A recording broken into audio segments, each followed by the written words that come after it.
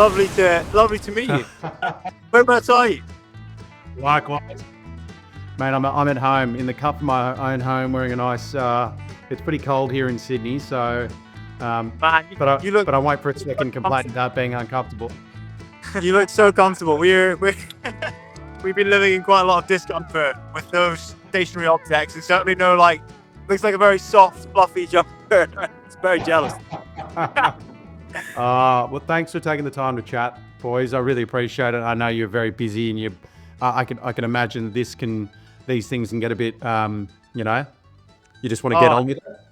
Not at all, man. Thank you so much. Honestly, it's really cool having these chats with all sorts of interesting people, and asking questions, sharing a meal with them, which is just quite a surreal. It's been quite a surreal experience, but it's it's cool. It's quite fun to kind of break it up and do things a bit differently. Yeah, no, it's on that note, I got to get my meal, don't I? Oh yeah. Hang on, we'll grab ours as well. One second. Okay, give me 2 minutes. No worries. Oh yeah, as well. Is that where you're gonna start? Yeah. Oh.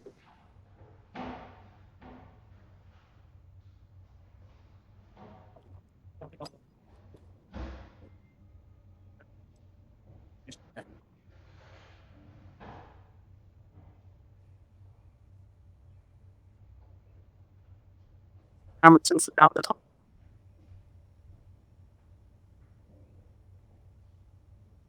Good like that. Is that better? It's just like.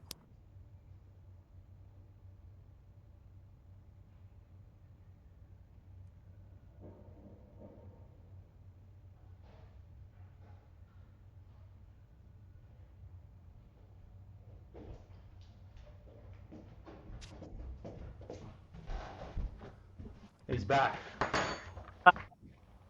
There's absolutely no pressure for you to finish this meal. I will be eating it, and you know what? I'm going to go one further and eat it cold, because I feel like if I can put myself through one slightly uncomfortable thing. So you probably want up me there. You might have a hot meal. I don't know. Probably not. Oh, say one more time. Sorry. Are you guys eating these hot or cold? Yeah, generally hot. Yeah, pretty much entirely hot. For some teams that there's like an annual race of these kind of rowing races across the Atlantic, and some teams kind of see it as a bit of a luxury, and they just have them cold. But to be honest, I think you get kind of gastro issues. Like, it doesn't play well with your guts, and it's morale. I think it's just much nicer having the hot. There's enough elements to make this quite uncomfortable. So I bet. Well, I'm actually eating mine cold. So good and hard. Good. You're good and hardcore. Yeah, I'm raw dogging it. I'm going cold. That's because I know that our cousin guy sent you out. Sadly, we didn't manage to get one of the ones that we had pre-made. So I think you've got an Australian branded one. I'm not sure what you've got. I think you've got a slight excuse rowing 9,000 nautical miles across the Pacific. This is good, boys. I like this. Good. Cheers. I'm having not butter chicken. Very good. So, I thought today, I know you've had a lot of incredible people on, certainly a lot more notable than me. But the one thing I can bring to this is that maybe other people can't. Is I'm a pilot, so I'm very interested in, all the weather, the winds, and the kind of planning strategy that goes on behind the scenes for you guys. So I thought maybe I'll ask you some questions that are kind of aviation themed, which maybe haven't been asked, because I've been following you guys, following the journey. It is incredible what you're doing, like a real selfless act, and it's I don't think, mate, I can spend probably 2 minutes on the erg at the gym, let alone 9,000 miles. So kudos to you guys. But what I thought is, I'll ask you some questions from an aviation point of view. Go for it. I think, there's definitely, we were talking about it before, there's definitely some parallels, I think. Not just in the navigation, but I think there's a few questions that we've got for you as well. To various things around being a pilot. I think there's some questions that I certainly want to know about food as well. But So yeah, I think this is going to be a fun chat. I really, yeah, looking forward to it. Likewise, likewise. Right. Well, my first question is, I did see that first of all, you've got an autopilot on the boat, right? Yeah, Essentially, yeah, and and that's a rudder. It's just a rudder system. yeah. It's basically the rudder just has like a little arm off it. And then we've just got like it's an actuator piston which moves back and forth, and it basically you set your bearing, choose kind of what the compass in the autopilot to aim towards, and uh, and then you can. Just today I've been playing around with a bunch of different settings, to try and figure out it's kind of hard because it changes every sea state. You've got to have like quite different settings. It seems. We've generally speaking had quite a lot of weather on the side of the boat, quite a lot of the beach, and we've had to have quite an aggressive autopilot setting, Yeah. um, which I think it's been fine. I mean, this autopilot system is a new one from what we had previously, and it's like working so hard, and it seems to warms up a bit. It seems to be able to mostly deal with it. Our, our last one, we rode across the Atlantic. We had to change it. We had two autopilots with us, two like this. We changed it every 2 hours for the entire, literally the entire. Because otherwise, they just burn out. Yeah. Wait. So you're swapping out a whole new system.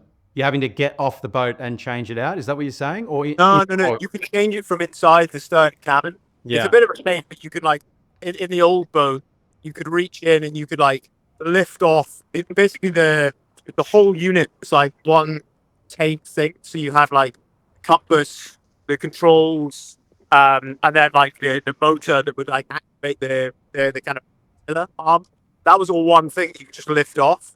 And yeah, we just changed it. We had to change it every 2 hours for the fear of it burning out because they were renowned for burning out. But this one's been amazing. We've just kind of yeah, you've got a lot more control over choosing like how aggressive it is, if the boat tilts, like what how does it react to that?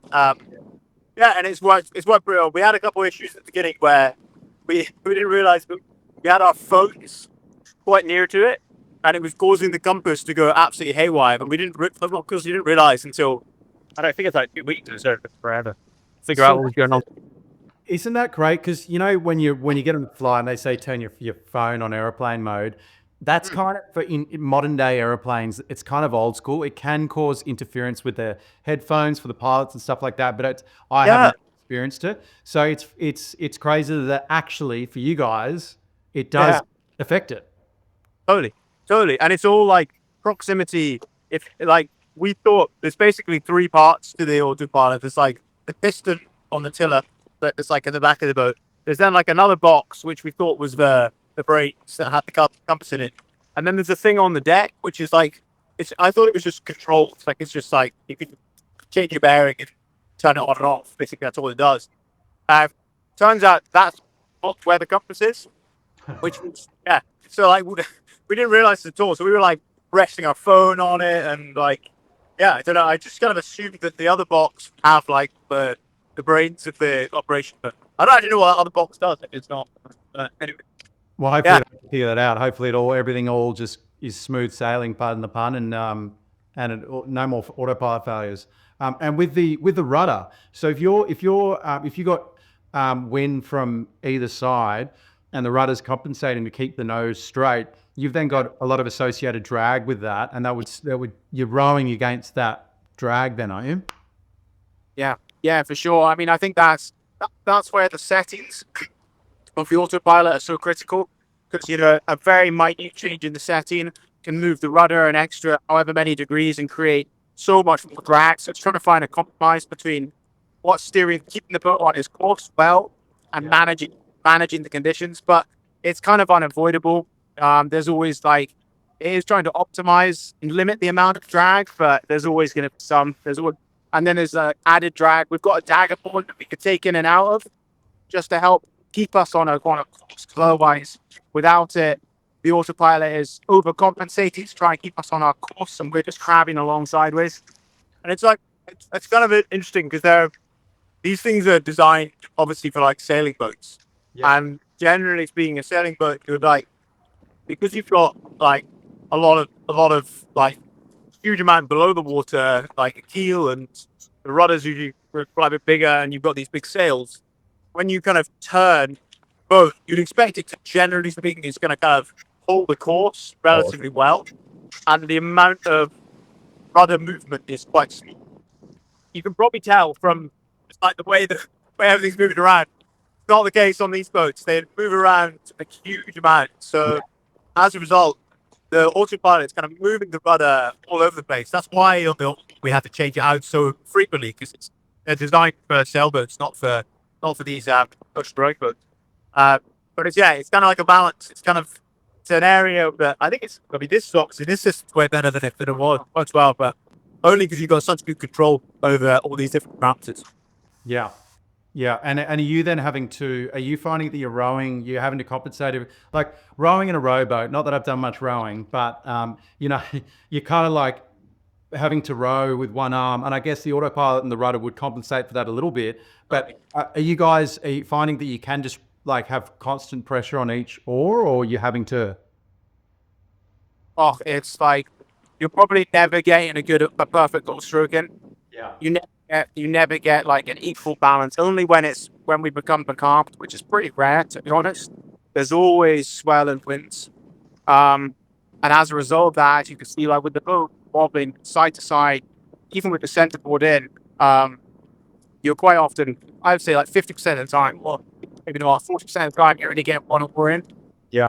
And then when you do get both in, there's a lot more pressure on the windward side. Just because of the way the boat is, then the forces on the boat, you have the more effort in. We've had like for the majority of the first half of this crossing, so for about 60 days, the wind was from the southeast or southeast, Yeah. which just meant because of our course, we were constantly trying to pinch into the wind to keep our course, Yeah. and the wind was just coming beam on, side on, relentlessly, and you could feel it in your body. You exactly it kind of tensed over to your right hand side. You're kind of C-shaped. You felt physically, you could feel like muscles brain on your right hand, withering on your left. Um, Thankfully, I mean, it's still, I think the brilliant winds seemingly are still going to be slightly to the south of us. So I think there's going to be no real respite from the imbalance. Jimmy, I'd love to ask a question for you, kind of as a pilot, because you'll have. I know that generally speaking, like landing, takeoff, like you're very much in control, and it's all used pilot. And then there'll be moments when you'll have to take over when it gets rougher. Like you must have had over the years, some points where you've had to compensate for weather, you've had to take over. Yeah, I'd love to hear if there's been any kind of standout points where it's been a bit hairy and you've had to kind of like, yeah, pull out the stops, try and get it back on course. Yeah, yeah. I mean, it's a funny one because people often think that still today most takeoff, in fact, pretty much all takeoffs and the majority, 99% of the landings are all manually flown. And modern aircraft are amazing. The autopilot is very capable. Auto land, even in up to a certain amount of crosswind. But back in the previous planes that I've flown, certainly on the turboprops, the autopilot was pretty sus. It was pretty good, Yeah. but it would drop out occasionally. If you experience really bad turbulence down lows, sometimes you'll have to sort of turn the autopilot off, or it might drop off. But I've been pretty fortunate. I haven't had many hairy moments, but certainly there's been a lot of times, when you're coming into land, when you're manually flying, that you're absolutely getting thrown around. Kind of looks like what's happening now for you guys. I think the wind. I checked your thing. You got 29 knots. Gusting 35 today. Is that right? Easterly? Yeah, I think we're probably maybe experiencing slightly less. We've Yeah. actually got a lot of our instrumentation we keep off just to conserve power if we don't need it on. So it's kind of more by feel, but certainly got a lot of white horses, which is that'll give us an indication that we're certainly over 18 knots, I guess. Yeah. Uh, so yeah, it's been a lot windier today than it has been the last couple of days, for sure. Yeah. Uh, Yeah, we've had occasionally in those conditions that I was seeing anyway, the gusting, landing in those things can be a little bit you're back to basics, so to speak. But yeah, most of my hairy stories are probably from back in the turboprop days. Yeah. Flying a little around weather and thunderstorms and sort of the conditions that you guys. I mean, a lot of the areas you're in now. There's some pretty savage weather, albeit isolated. Have you? What's the worst weather you've had so far? Any thunderstorms? And what do you do? Like if there's a thunderstorm, I mean, we avoid it, right? We pilots will avoid it by many miles. You guys, you just have to keep trucking, right? Yeah. You just have to take it. The good thing is, generally speaking, they pass quite quickly Yeah. because there's no land mass to stop them. So even if it's quite a big storm, it passes. The longest we've had is maybe a couple of hours. Yeah. Generally speaking, the schools heavy wind and rain. There's been no thunder yet, but the schools of where it must pick up to 30, 40 sometimes. The heaviest one's probably been, I don't know, 40. Yeah, we had one. It was actually as we were approaching Marquesas Islands, and it is very often when you're approaching land that things just change. Yeah. And we were approaching the islands. It was during the night. It was dark, and actually the next morning we were literally between the islands, so it's quite close. I'd say maybe 30 nautical miles, 25 nautical miles from land. And we had a couple schools that night, but there was one in particular which I was on the changeover. So Lachlan was rowing, doing his final stint before going into the night shift, and I was going to take over and do this first solo shift. And he had like 10 minutes left to go, and I looked off the stern and I could see this dark shape. And I thought, okay, that's a squall, that's coming right for us. But I looked at it, I was like, usually, I mean, I was like, it's probably going to be about 5 minutes or so. Like, we got a bit of time to get the boat prepped. And I was like, Lachlan, there's no point in you getting wet. Um, you might as well go into the cabin and start your night shift a bit earlier, because, like, otherwise you're going to get soaked and then you're going to have to go and, like, you'll get the cabin wet and stuff like that. Because I said that to Lachlan, was like, let's change. And turned around. Lachlan put the oars down and came up. And within literally that amount of time, so I think it must be like, 30 seconds, something like that, the squall was already upon us. And it's the strongest wind I think I've ever experienced. Certainly, unless I was on top of a mountain. Like, it was really high winds, completely changed direction. So it was kind of, probably changed about 45 degrees. But our course wasn't, like, we weren't going with it. Suddenly it was coming onto the side, and it was, as Jim described, hit the boat, turned it so that we had waves crashing over. And I mean, like, we couldn't communicate. It was so, like, this, like, I kind of described it as like a sideways waterfall. Suddenly hit. You could taste, you could taste salt coming off, because obviously the wind was picking up also from the sea. So you could taste, like, salt, like, dripping into your mouth. So strong. I think your description of, like, when you're driving down a motorway at night and you get hit by really heavy rain and you can barely see the road in front of you, it's just because the car is just swamped. Your description of it, that's like that. Yeah. Your vision of field is reduced to, like, your hands. Yeah. And you can barely see it. You can communicate it. Yes. But then it passes quickly. We learned that. Generally speaking, if you see one coming during the day, you won't even put waterproofs on, you won't put your foul weather gear on. You'll actually strip off and use it as an opportunity to have a shower. I love the know that. There's a thunderstorm coming, boys. Strip off. Yeah. Good fight. Most So bad. people, the like what you've just described is a lot of people's worst nightmares, and that we just don't. You don't. Most people don't experience that kind of weather, especially like if you put. I guess if you're driving through a thunderstorm and you put your head out the window, maybe. But you one of you's out there in the elements, like just having to cop it and keep rowing.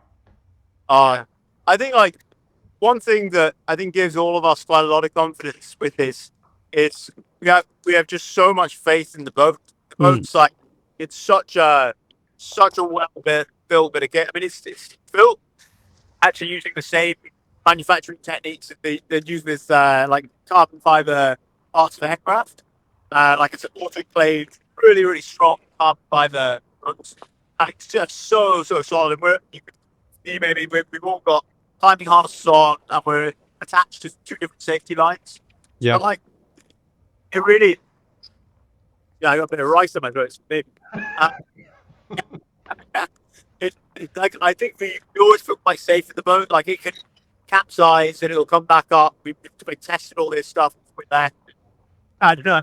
It's got a lot of faith. And it's a really well built name again. And I think that gives you a lot of confidence in weathering weathering storms literally.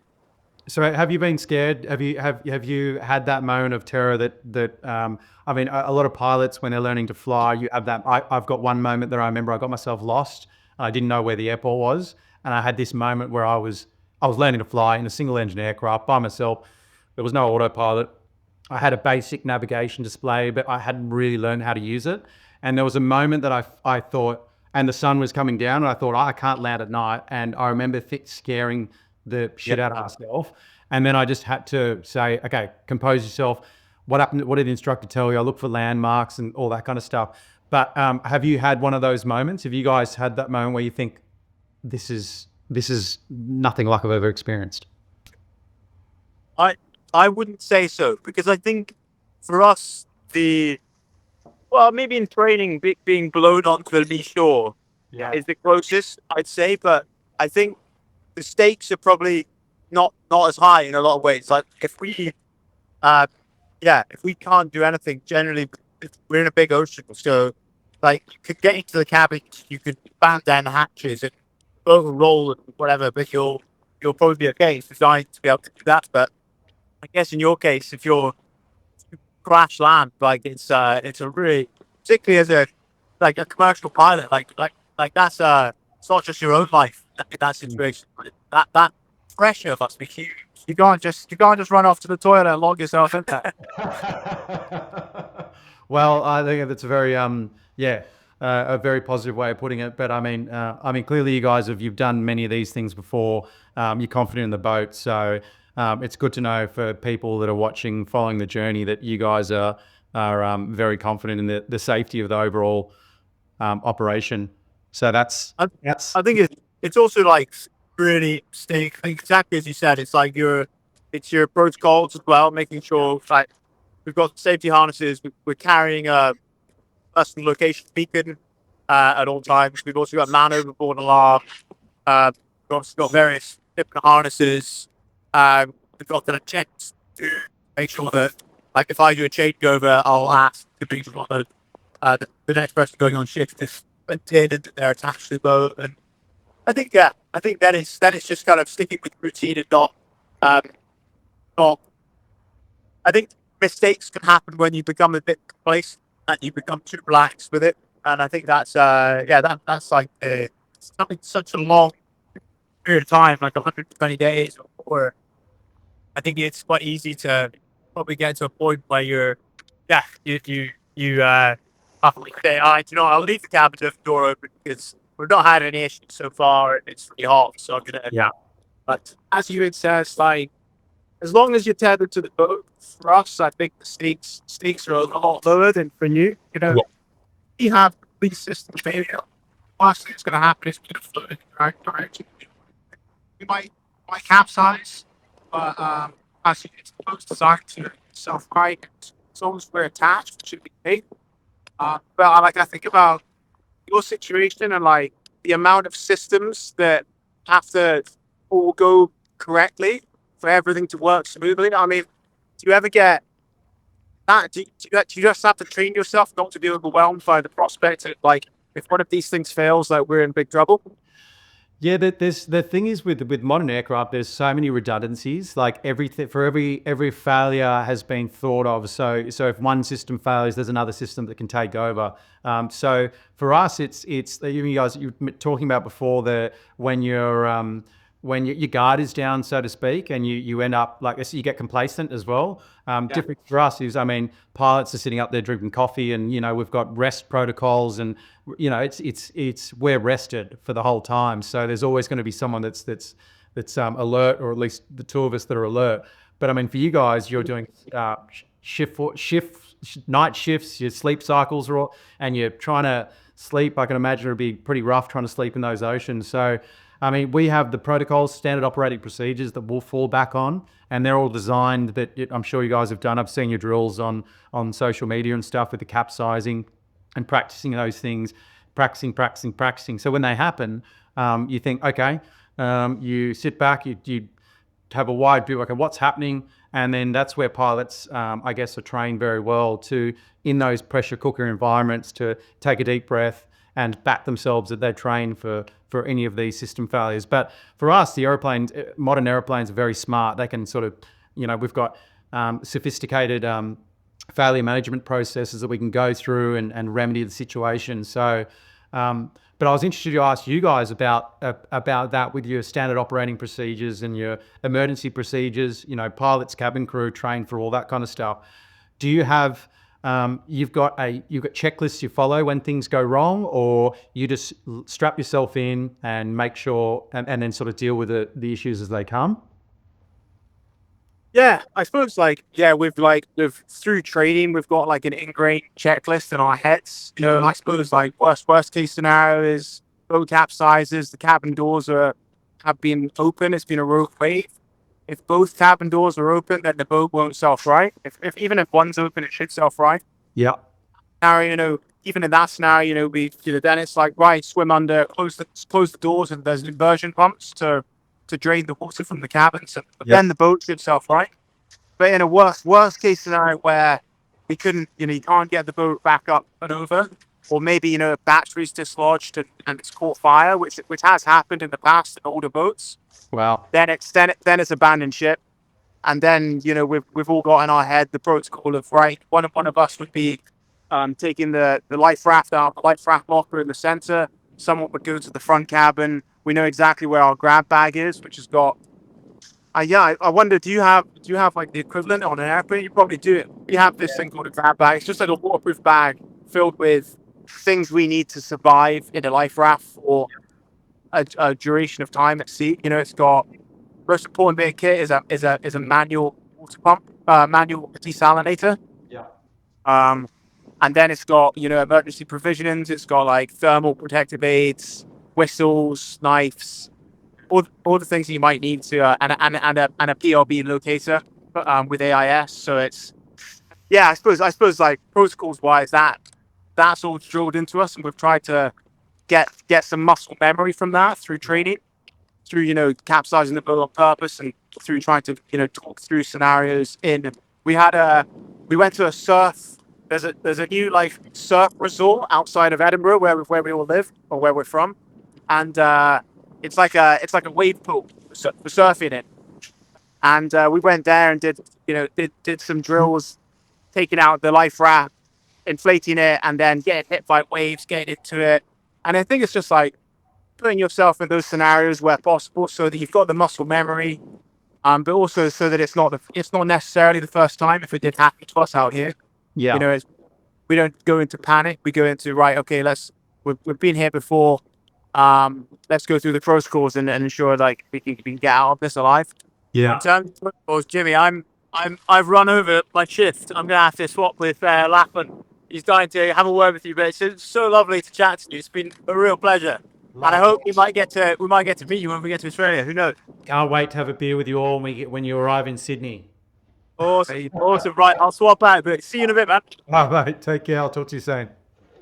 Just as they change over on the vein of Sydney. So I've been daydreaming of pizzas, and I was going to ask about this. What's going to be the first meal?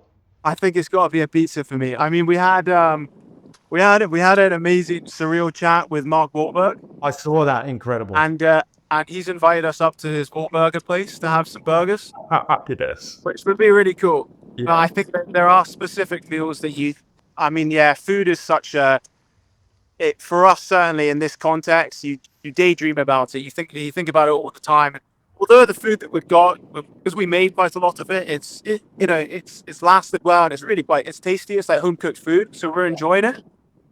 But you still long for stuff that you don't have, like bread, pizzas, fresh fruit, vegetables.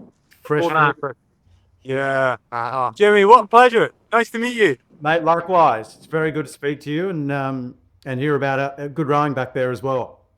Yeah, I don't know about that, but it's so frustrating being there because I can hear, you can hear like these two chumps, but you can't hear any of the interesting stuff. You can't hear any of the answers. So I'll be like really trying to hear your reply. Yeah, I need to watch it. Just me arrive. I need to watch the conversation. Oh, that's awesome. And okay, we'll stick with the food topic then. So, Yeah, no. the pizza, a nice Naples style pizza, is that what we're craving at the moment? I think like like a cross between like a sourdough pizza and a Napolitano style pizza, probably. Like not Yeah. bit of crisp to the crust, but like just really good raw, honest, quite simple. simple ingredients. Yeah. A really good base tomato, proper mozzarella. Big salad on the side. Yeah, big side salad, Nice salad. nice pint of better beer, and that just probably 10 rounds of that. Yeah. I think I'll see me. That'll take me to a happy place.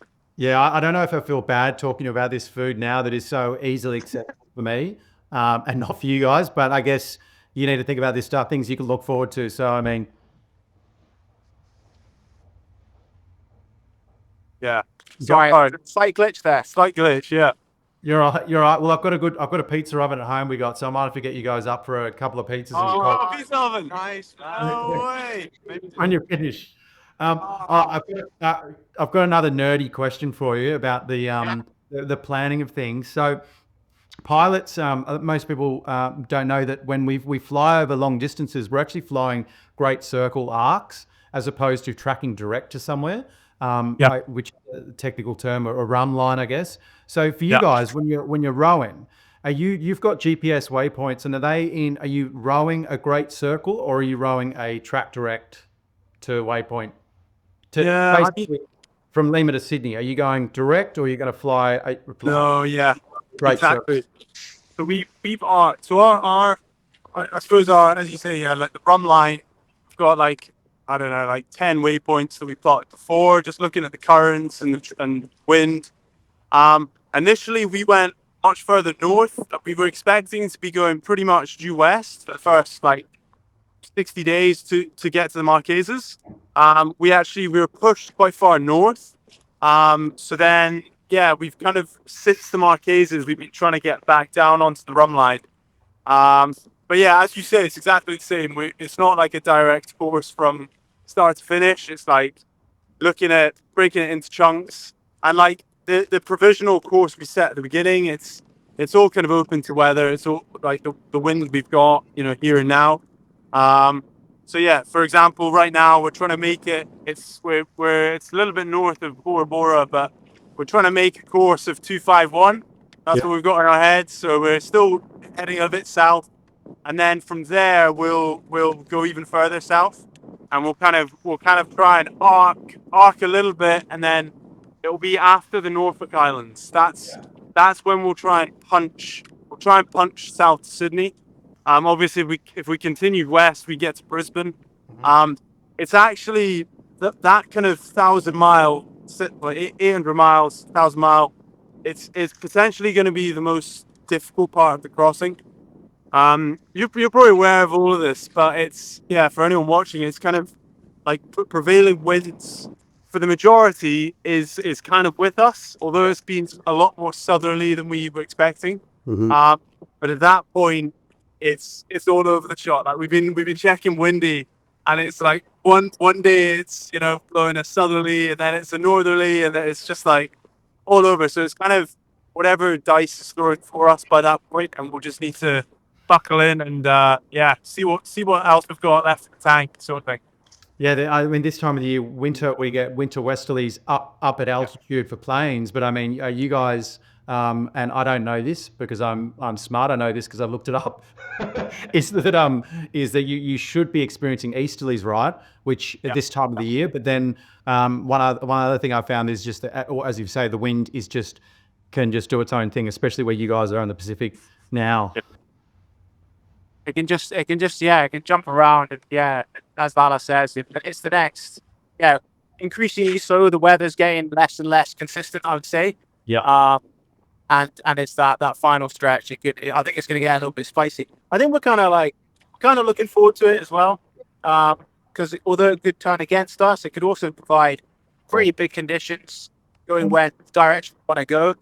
And then, you know, the boat is essentially designed like a giant surfboard. So it's flat bottom. We've got the retractable center board, which is not, it's not huge. Um, but it just means when you catch a big wave going the direction you want to go, a couple strong oar strokes at the crest of the wave, and you surf off at like, you know, the boat picks up 20 knots plus. You zoom off and you surf for, you know, 100 meters, 200 meters, and then you see the next wave coming, and you row, and then boom, and then you surf off the crest again. So it's kind of like, yeah, it's can be a bit scary, but it's also the most exciting times on the boat. Yeah. And so that means you'll probably be, if all goes to plan, you might even row straight into Bondi Beach and catch a big, you know, 10-foot, 10-foot wide diff and just cruise all into the beach. That'd be quite a good entrance. Yeah, exactly. I think I think arrival is looking like it's, well, hopefully it'll be at the maritime museum Yep. in Sydney. We looked at Bondi. I think the thought of us like capsizing we'd capsize in the whitewash, and it would be the worst kind of PR. It would be terrible. Yeah. Fair enough. Yeah, you've rode all this way, and then the last little minute you've been it, and I then know. the I Bondi know. rescue boys have to come out and bring you in the IRB. Yeah. Exactly. I was going to ask you, Jimmy. They might have covered this already, but have you done like full Pacific flights? Because we've seen. I actually saw this morning at about 4 a.m. I was on my last night shift.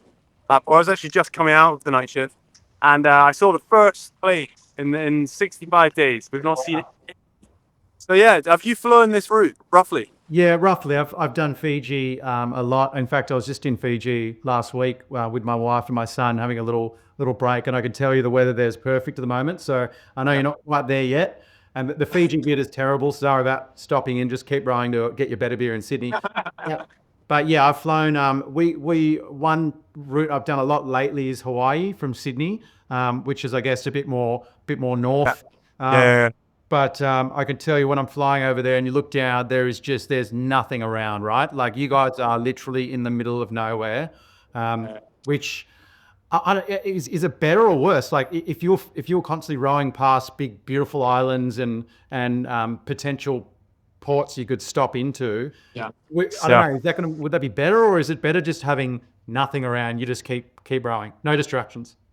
Yeah, it's funny because we had that thought approaching the Marquesas. We kind of, you know, we were in two minds about getting too close, because I think like psychologically it could be quite difficult being at sea for, you know, 60 days and then seeing this idyllic island and not being able to go ashore. Yeah. But to be honest, I don't think any of us were too negatively affected by it. Like, we've got in our heads, you know, we're in it for the long run. I think if we were passing, I don't know. Now we're probably going to be close-ish to islands every week, but we won't see a lot of them because we want to just stay in international waters, just make it more straightforward. But I think if we were too close, you know, I think it's funny.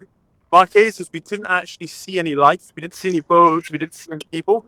Yeah. And I think that was quite good. I think if we'd seen people and you could like, you know, you could see someone having a beer on the beach. I think that would be absolutely savage. Yeah, I'd be jumping ship. Yeah, I'd be jumping. And with these, like, so when we plan a flight, we're flying somewhere, we've always got alternate. We're always thinking of contingencies, and if something goes wrong, alternate will divert to a different airport. Are you guys, as you're going and as you're rowing each day, is there I mean, it's hard to ask when you're in the middle of nowhere, but when you're going past Fiji, have you got checkpoints where you'll be like, okay, this is our safest point to go in, or is there any of that? Or I guess it's a bit hard because you can't just turn the engines on and be there in half an hour, right? Yeah, that's true. I mean, certainly from a contingency perspective, you know, the route that we've got planned, it's hopefully the quickest route, but it's also taking into account, okay, well, if we go a little bit further south there, a little bit north there, worst case scenario, you know, we could stop in and do repairs, something like that. And you know, we've got weather routers who are helping us like monitor the weather systems, but also if we're having tech difficulties on board, then we might change the overall course of our, you know, what we've plotted. just to take us a little bit closer to islands. But generally speaking, yeah, we don't really think about going into port until it's done. I mean, the first 60 days until the Marquesas, we were very much on our own, and that we were very very aware of that. So although it can be a bit scary, it's also it gives you a bit of I don't know, it kind of consolidates, and it means you're just like, right, we're in it. We've got to figure it. We've got, if something goes wrong, we're gonna just have to figure it out. Yeah, I think it's like even if we had like major technical issues, because I mean, we're the primary thing we're trying to do is raise money for charity, but the way that we're doing that, one of the ways is what no team has been able to do this crossing non-stop. So like teams that have done it before, they've had to provision along the way, or they've had to stop at islands for repairs, so I think we're pretty set. I think the one scenario that we have a medical emergency, like if one of us gets appendicitis, or like a few medical things that can happen that we need to just go quit. If we lost all power, so if we had a, I don't know, battery fire, or we had lightning strike, like we could lose all power. We would still just crack on. We'd still try and get to ours. We'd be an awful lot slower. Yeah, we'd be hand steering, we'd be hand pumping water. It would make it more arduous. But as long as we can do it we provision for 150 days, we could probably ration for 170 days. We caught catch a couple. Yeah, if we get the rod out, like we caught the other day, That? we could be out here for a year. yeah. I just can't believe how, like, I mean, I've traveled with really close mates. I've got one sister and enemy brothers, but even my best mates, after traveling with them for 30 days, for instance, where we're just, in Europe or something, towards the end, you still get a bit of tension. You guys, like, seemingly are all so positive, so close, and I can't see any instances of people getting the shits with it, one of the other brothers, or, you all seem really positive and like, you don't fight. Is that this? Did you go into this agreeing, just say, all right, boys, as soon as one of us falls, we're all falling together. So let's just stay positive and up each other up. Yeah, I think we on land, like, we'll fight. We're it's, I think, just being out here, generally speaking, we get on pretty well. Yeah. Growing up, we were like, just normal brothers, I'd say, like, we fight away. But I think just out here, it's like, it's not really an option. Like, as you can see, we're living 18 hours a day it's a platform about the size of a kitchen table. Like, it's not, it's full of sharp, edges. And if we tried to fight each other, it would be a disaster. Like, I'm not talking about a pub brawl here. I'm talking about a little tiff. But yeah, exactly. So I think it's out of necessity. We I think we're pretty good at, like, figuring stuff out. I don't think we take stuff personally, and, like, if there's a disagreement, we don't have, like, a skipper on board. It's just majority rule, and we all respect that and follow our words. So yeah, We're also like having, there's a lot of things we learned from our Atlantic crossing, but one in particular was the power of, like, positive mindset, or attracting, you attract what you think in many ways. yeah. And as soon as we start to bicker, or, someone starts getting a bit negative about the experience, it's wild how quickly it spirals out of control. Yeah. And it sort of festers among the crew. So I think we've learned that, trying to stay as positive as we can. I mean, not like toxic positive. Like, Jamie's developed this. We're not sure. We've never seen it before, but he's like a smiling resting face when he's rowing.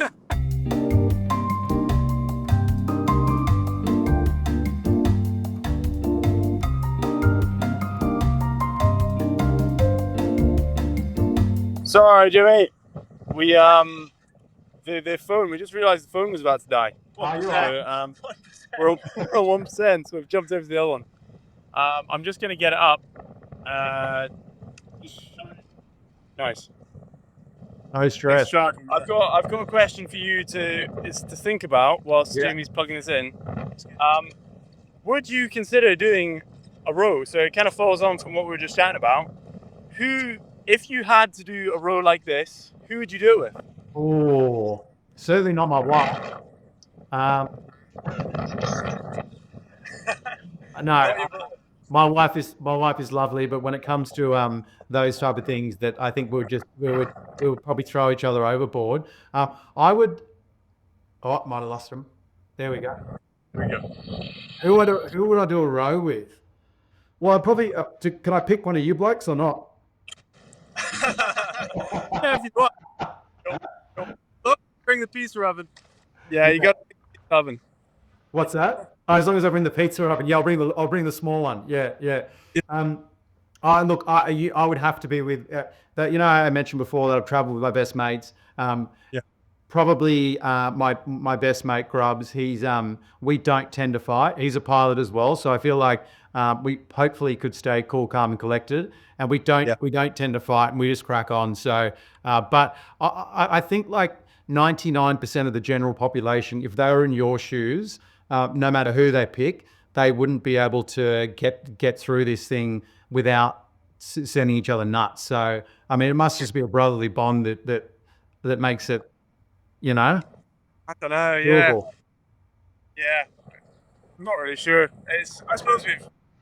You know, it's like I think to be honest, I think having like aligned sort of goals is quite really important. Like we've since the last crossing, the Atlantic crossing, we've spoken to quite a few teams and like tried to give bits of advice or whatever, and also just observed other teams doing like ocean rows, and it's crazy how many fall out. It's actually really sad. Like even our race, there were. I'm just gonna sit down.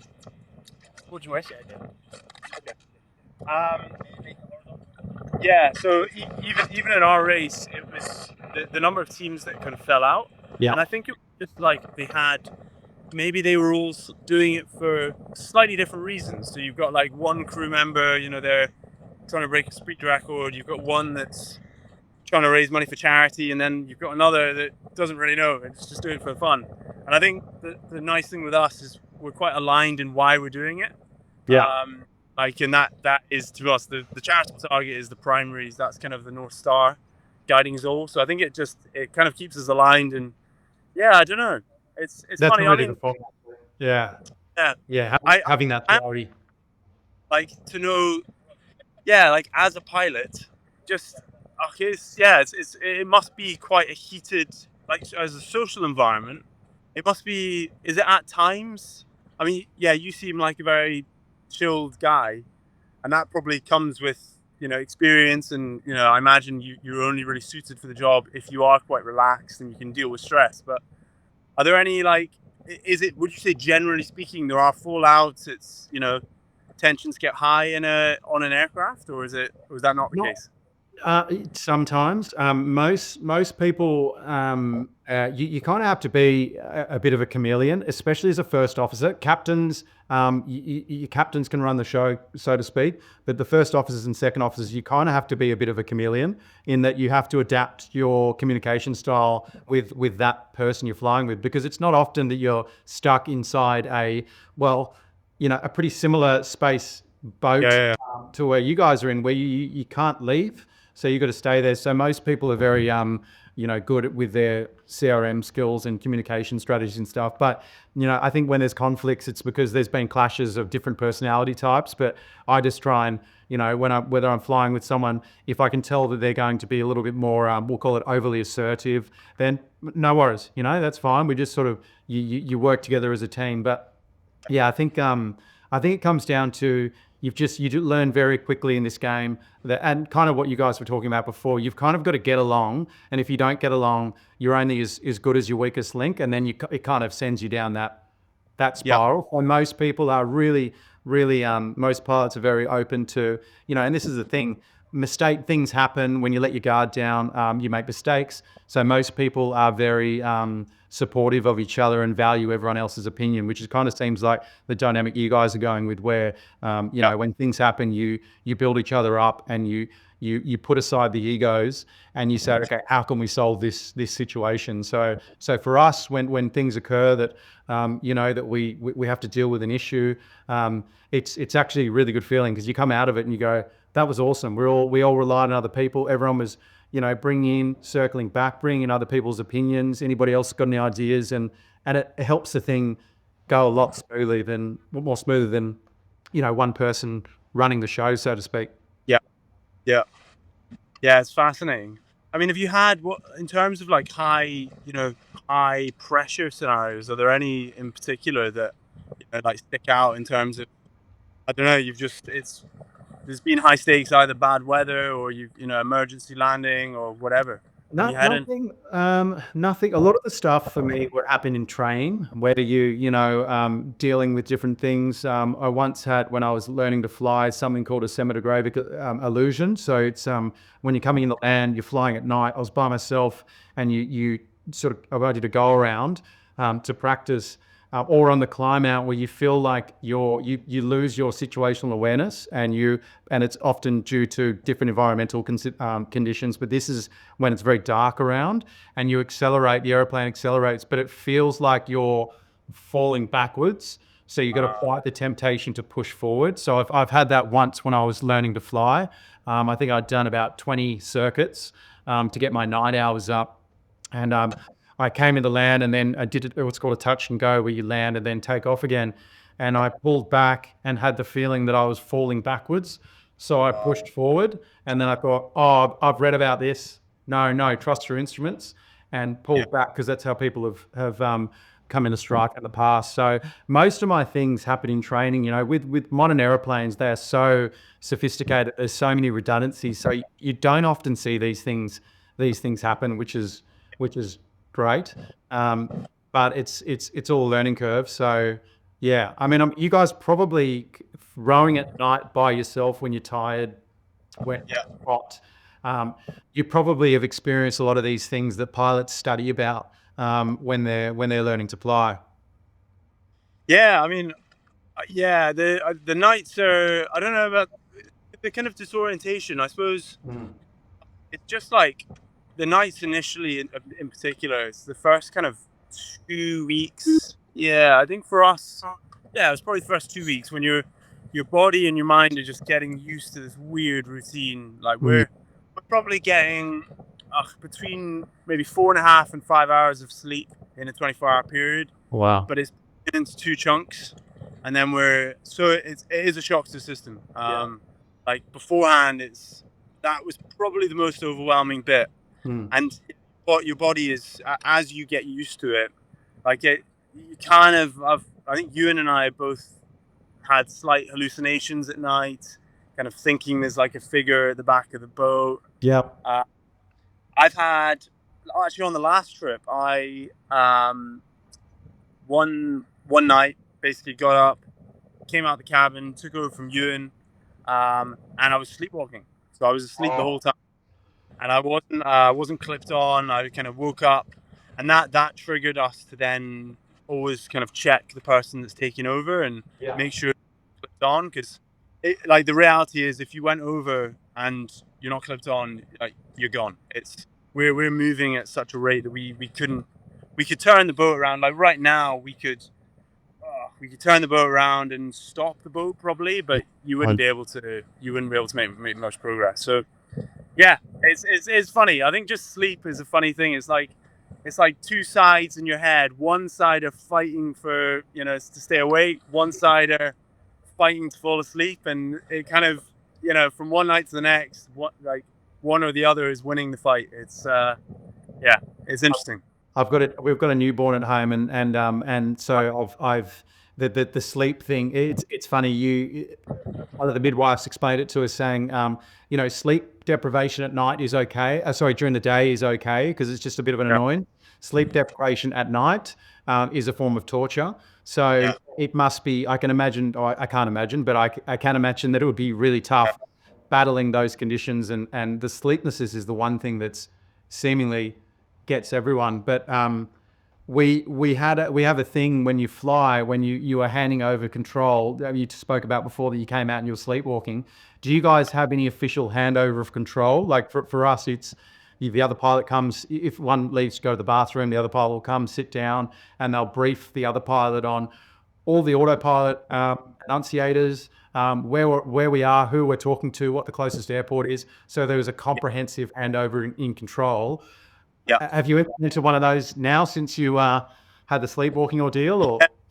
Yeah, I mean, it's probably a lot more straightforward than yours, but yeah, we'll kind of pass over, and it'll be, tell them what's the speed, what's the course.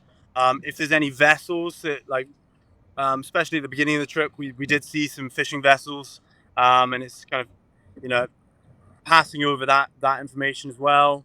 And then, yeah, just kind of like generally what it's like. Has there been any rogue waves that have come over the boat? Yeah, but it'll be nothing like as complex as your handovers, I'm sure. Are you just And then you're like, yeah, mate, it's still tough. There's the oars. Keep rowing. exactly, it's pretty straightforward. It's quite a simple life, to be honest, Jimmy. It's there's not much to it. Just try and stay awake. That's the challenge.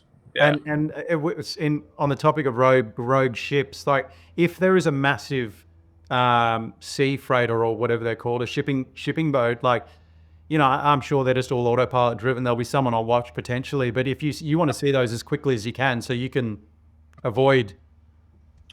Yeah, Right. exactly. Because we've got AIS, which it basically is a. I mean, you'll probably know, but it's a tracking system, which it means that we can see other vessels and they can see us, and we can see them like as a vector. We can see what course they're doing as well. So we've got that. A lot of the time, it's switched off just because we're conserving battery. Yeah. But basically, if we see a vessel, we had one quite exciting one. It's probably about 2 weeks off the coast of Peru, and off on the Peruvian coastline, just when you get out of Peruvian waters, you get into international waters, there is a bit of piracy. So there's they're kind of just scallywags that they linger on over the the edge of international waters. So I just got splashed, and yeah, they'll dip in and they'll whatever fishing vessels and stuff. They'll raid them. So we had that in the back of our minds, and yeah, we had this vessel, and it was just coming like straight for us. And Ewan was on shift on his own. He woke up, put AIS on, and then changed our course so that we weren't on a collision course, and they changed with us.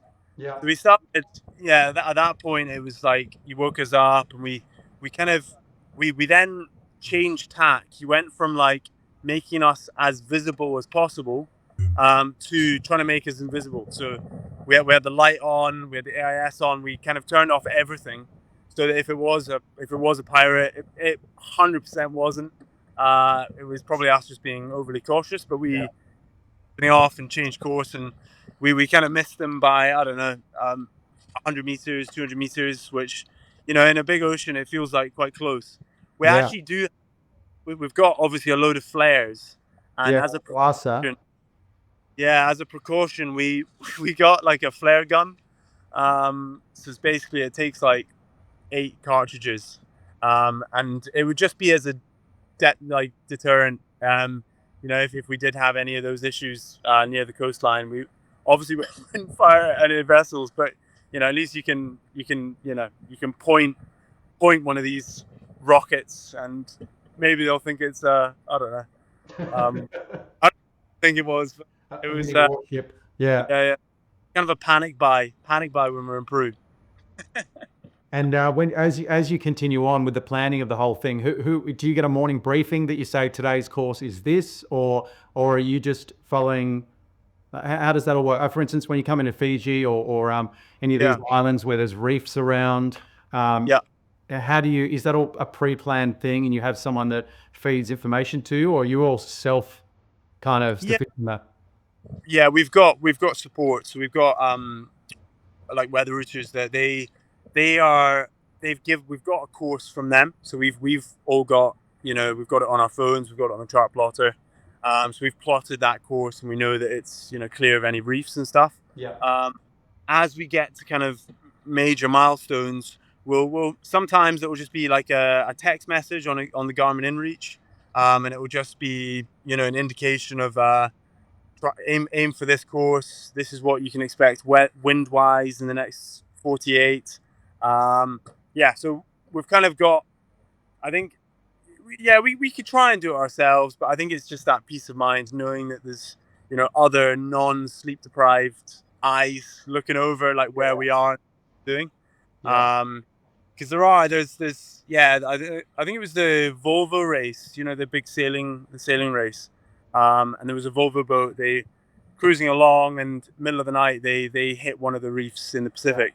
And it's just like, if you just don't zoom in far enough on that chart plotter, like, you wouldn't see them. So it's it would be quite easy to do. Have you got anything in the boat that's giving you any information about how deep the water is below you?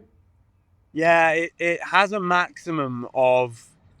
You guys know what the maximum for the depth sounder is? Probably like a couple hundred meters. Yeah, 200. So So you it's a maximum of 200 meters. We're currently, I think, it's maybe like 2,000 meters where we are now, and then it will be 7,000. Pretty. So yeah, it's pretty deep. It's too deep for any depth sounder. and you're not no one's allowed to get out of the boat, right? You're not can you jump over and have a quick swim or not? Is that Yeah. So it's not to go for a swim, but we actually have to every 5 to 7 days we've been getting in and cleaning the hull. Yeah. You get a lot of growth. They're like mollusks that grow on the boat, and it slows us down. It can slow you down by like quite a lot. Like you could lose a knot, which when you're only going 3 knots, that's like quite a big percentage. So yeah, we're doing that. We've probably been in 10 times now. Quick anti-foul, polish up and get that extra. Yeah, actually with like a really fine grade of sandpaper. So we actually just sanding the hull. Yeah. So I mean, we've only got so much anti-foul left, so we need to So, but it's kind of you just kind of do it once over. We've now taken to all 3 of us get in. We've only got 1 pair of goggles, so we were very organized on some elements of the packing, but not on we forgot 3 pairs of goggles. Yeah. But it's quite funny. We do a rotation of, we call it shark watch, and take it in turns doing shark watch, and so that's the person that they've got the goggles, they've got the sight, so they'll kind of keep an eye out for sharks. Jellyfish, to be honest, are probably we've all been stung like half the times we've been in the water. I think they're called Pacific man of war. So it's like Portuguese man of war, but there's a Pacific type. It sounds like a species I don't want to get bitten by. Yeah, I think the big ones are bad. They can like kill dogs. Wow. But the wee ones, it's just like a really bad nettle sting. I don't know. Have you got nettles in Oz? Yeah, I think so. Yeah. I know what like a mild sting, but we've all had them. But yeah. And what are you guys doing every day for like, if you got games you play, or like for morale, or like, are you talking about, all right, today we're gonna get to here and I'm looking forward to this, or is it just like, what kind of keeps the clock ticking? Yeah, it's so we do have a couple of speakers, so we listen to.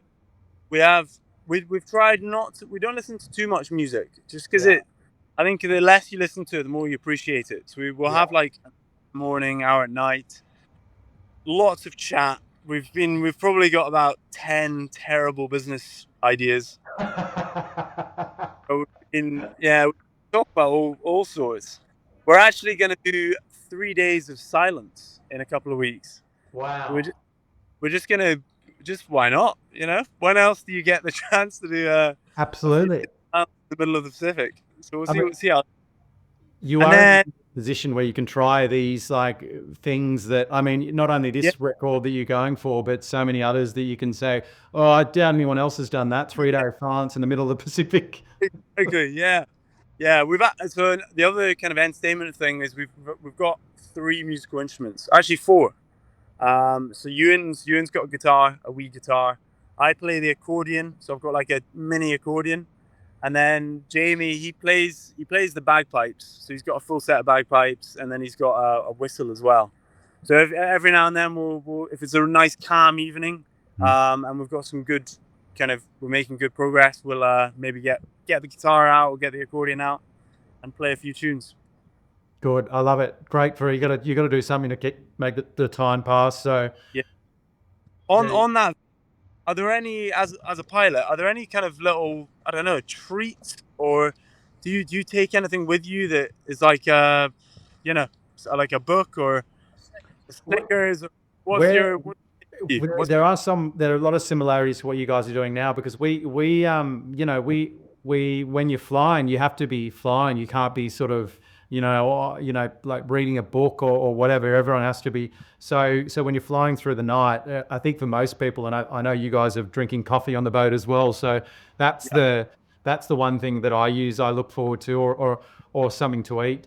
But mine hours of boredom are a little slightly less than than your guys, because for us it's we might have a shift change every 3 hours, or the longest might be 8.5 hours where you're flying. So it's funny though, there are little things, whether it's looking up at the stars or just talking to keep the other people kind of going. So we've I think all the flight decks around the world have had some very, very deep and meaningful conversations. I'm sure you guys have had.